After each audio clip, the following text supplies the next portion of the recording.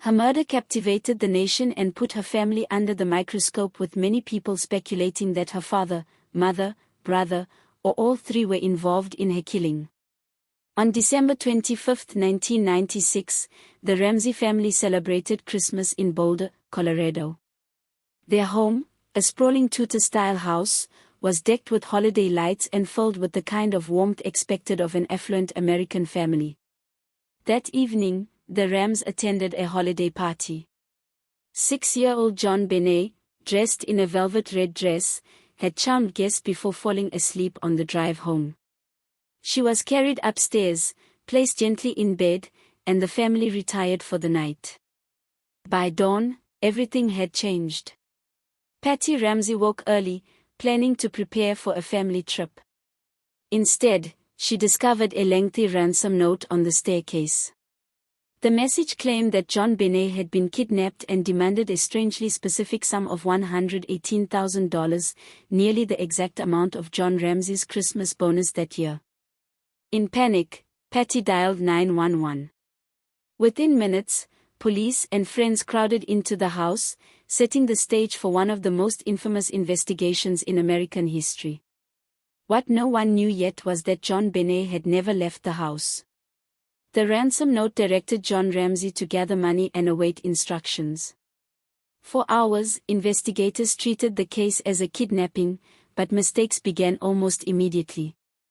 Police allowed friends, neighbors, and even a family pastor to enter and roam freely. Officers failed to secure the scene.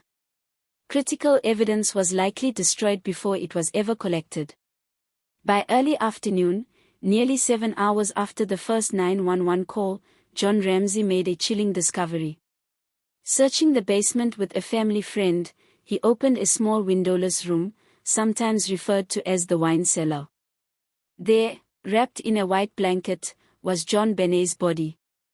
Nylon cord bound her wrists. Tape covered her mouth. A gar made from one of Patty's paintbrush handles was tied around her neck. John scooped up the body and carried it upstairs, a reaction that further compromised evidence. The revelation shattered the kidnapping narrative. JonBenet had been in the house all along, murdered in the basement, and now the entire Ramsey family faced the glare of suspicion. The ransom note itself quickly became one of the most scrutinized pieces of evidence in modern crime history. Nearly 3 pages long, it read less like a kidnapper's demand and more like a clumsy screenplay. It warned of dire consequences if the family contacted the police, but was itself written on stationery taken from inside the Ramsey home. Even stranger, the handwriting seemed to mimic Patty Ramsey's style, though forensic analysts never reached consensus. The odd phrasing, references to a small foreign faction, and phrases echoing lines from movies left experts baffled. Why demand precisely $118,000, the same as John's annual bonus? Why write such a lengthy note inside the home, risking discovery? Nothing about the letter aligned with known kidnapping cases. To investigators, it looked staged, a deliberate attempt to misdirect. Almost immediately, suspicion turned inward. Patty Ramsey's discovery of the note, her handwriting similarities, and the bizarre circumstances placed her under a microscope. Meanwhile, the media began shaping a narrative that would dominate public opinion for decades. The perfect family hiding a terrible secret. The JonBenet case arrived at the dawn of 24-hour cable news. Networks seized on the story with relentless coverage.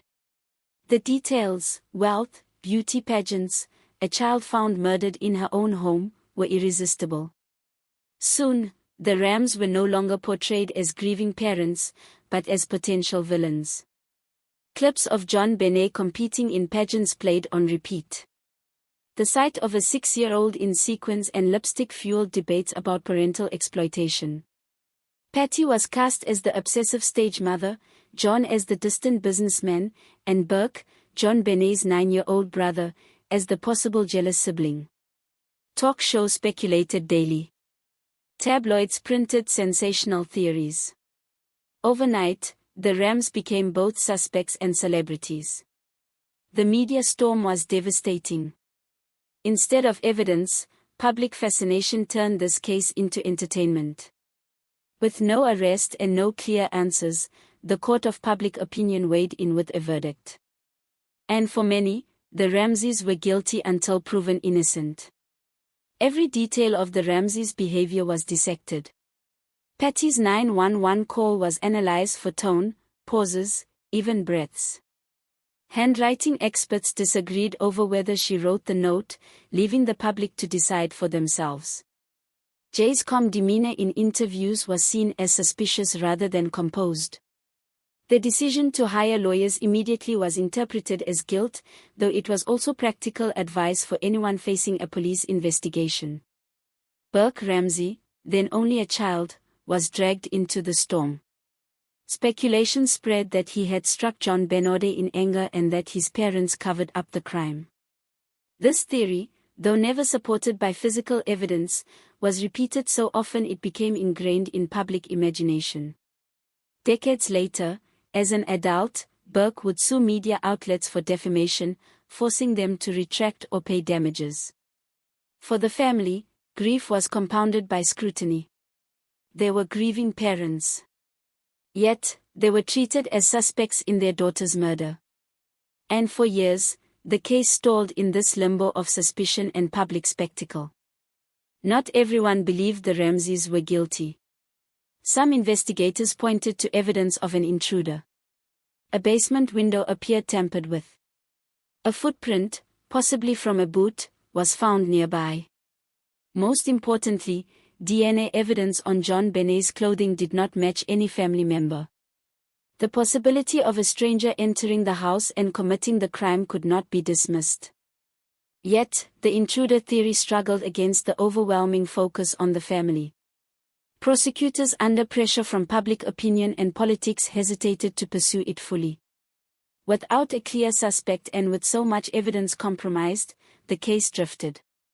For nearly a decade, the story repeated itself in cycles. New theories, fresh accusations, deadened leads. Then came the bizarre false confession of John Mark Carr, a man who inserted himself into the case in 2006. He was later cleared, but the spectacle only deepened frustration. JonBenet's case seemed destined to remain unsolved forever. The real turning point came years later with advances in forensic science. In the early 2000s, DNA testing was still limited. By 2008, more sophisticated techniques began to clear the Ramseys. Partial DNA profiles found on JonBenet's clothing did not match the family. In 2016, even more advanced methods confirmed this. But it wasn't until the 2020s that the most powerful tool, next-generation sequencing, combined with genetic genealogy, was applied to the case. Investigators used the same techniques that had identified the Golden State Killer. They traced unknown DNA from JonBenet's clothing into public genealogy databases. Slowly, a family tree formed. At the end of the branches, a new suspect emerged. This man had never been on the official suspect list. He lived in Colorado at the time, had a troubling criminal record, and connections to individuals on the fringes of the Ramsey family's social circle. Undercover agents recorded him making chilling statements. He reportedly confessed details of the crime that only the killer could know. The breakthrough changed everything. With the suspect identified, the timeline of that night became clearer. The killer likely entered through the basement, exploiting a window that had been left unsecured. He moved silently through the house, eventually reaching JonBenet's room. She may have been carried downstairs while still asleep. The ransom note, long believed to be staged, now appeared to be the work of the intruder himself. He wrote it inside the house, perhaps intending to mislead investigators or buy time. The demand for $118,000 may have been drawn from knowledge of John Ramsey's finances, suggesting prior surveillance. Downstairs, the situation spiraled into violence. Evidence suggests the killer attempted to subdue JonBenet with the groat, possibly after striking her. The crime was brutal, but also disorganized. It bore hallmarks of a disturbed individual acting out of fantasy rather than a carefully planned kidnapping. Forensic psychology painted a profile of narcissism, control, and obsession, traits matching the man now under investigation. The revelation vindicated the Ramseys. Patty had passed away in 2006, never fully cleared in the court of public opinion. John Ramsey and Burke lived for decades under suspicion. Now, DNA evidence exonerated them. Yet, justice had come far too late to repair the damage. The Boulder Police Department faced renewed criticism for its early mishandling of the case. From the contaminated crime scene to the narrow focus on the family, their mistakes had allowed the killer to evade capture for decades. Prosecutors weighed new charges, but the passage of time posed challenges. Witnesses had died, memories had faded, and the suspect himself was reportedly in poor health. But the truth mattered. Forensic science had spoken where speculation had failed. The case that defined true crime for a generation was no longer unsolved. But the deeper lesson was darker than anyone expected. The JonBenet Ramsey case was never just about one murder. It became a mirror reflecting America's flaws, our obsession with beauty, our hunger for scandal, and the media's willingness to destroy lives for ratings. The revelation of the killer's identity confirmed what many had feared. This was not the story of a jealous brother or vengeful mother, this was the story of a predator hiding in plain sight, a failure of law enforcement, and a nation too eager to blame victims instead of demanding truth. JonBenet loved Christmas, performing, and playing with friends. For decades she was reduced to a symbol, a mystery to be consumed. Now, with her killer identified, we're left with something worse than uncertainty. We're left with the knowledge that our institutions failed her, that the wrong people were vilified, and justice was delayed by spectacle and incompetence. Her case reminds us that sometimes the truth is not neat or comforting. Sometimes it arrives decades late, stripped of the drama we imagined, revealing rot beneath the surface. JonBenet's story is not just a tragedy, it is a warning. The mystery may be solved, but the reckoning has only begun. The murder of JonBenet Ramsey destroyed more than a family. It fractured trust in law enforcement. It exposed the ruthless appetite of the media. And it left an entire generation of Americans carrying a collective memory of a case that felt personal, even if they had never met the child at the center of it. For John Ramsey, the years that followed were filled with grief and suspicion. He remarried eventually, but his name was forever tied to one of the darkest stories in American true crime. Patty never escaped the cloud of suspicion before her death from cancer. Burke grew up under a microscope. Every childhood interview was replayed as supposed evidence of guilt. The case haunted Boulder, too.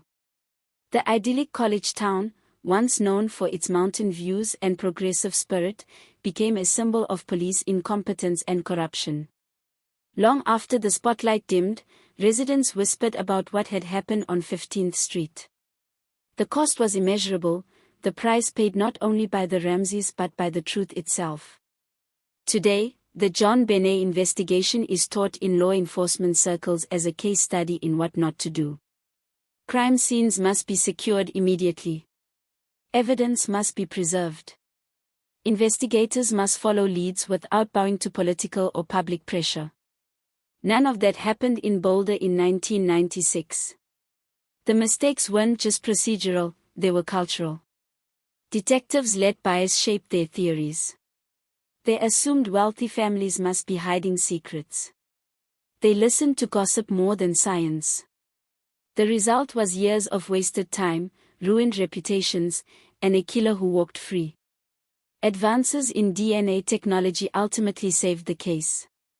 But the human judgment that failed in those early hours remains a cautionary tale. How many other cases have suffered similar fates without the benefit of genetic genealogy to rescue them? Decades later, JonBenet's story warns us that justice can be delayed not by mystery, but by incompetence, and incompetence has consequences. Over time, JonBenet became less of a person and more of a symbol. She was the poster child for America's obsession with true crime. She was the face on tabloid covers, the subject of endless documentaries, and the unspoken reference in debates about child pageants and parental pressure. Her image was consumed by millions who never knew her. But in turning her into a symbol, the world forgot the reality. She was a 6-year-old girl who loved Christmas, her bike, and her friends. She was more than the glitter and the headlines. She was a child robbed of the chance to grow up. The case also symbolized something uglier, the commodification of innocence. Whether through beauty contests or television specials, JonBenet was packaged and sold long after her life was taken. Her tragedy became a product, and that perhaps is the worst truth of all. Even with the suspect identified and DNA evidence pointing clearly away from the Ramseys, questions linger. Why did it take nearly 30 years for the pieces to come together? Could JonBenet's killer have been stopped earlier, before he hurt others? What secrets still remain hidden in police files or prosecutor offices? For many, the answers may never come. Some evidence has been lost. Some officials refuse to admit mistakes. Specht himself may never face trial if health or time runs out. But closure doesn't always mean a conviction. Sometimes closure is simply knowing the truth. JonBenet's case, once the most infamous unsolved murder in America, is no longer a mystery. And in that fact lies a measure of peace, however incomplete. What remains now is memory. The memory of a child whose story haunted the world and the reminder that truth, no matter how delayed, matters. The JonBenet Ramsey case leaves behind a legacy that's worse than we imagined. It was never just about a single crime in Boulder, Colorado. It was about how a system can fail a child, how media can destroy lives, and how truth can be buried beneath spectacle.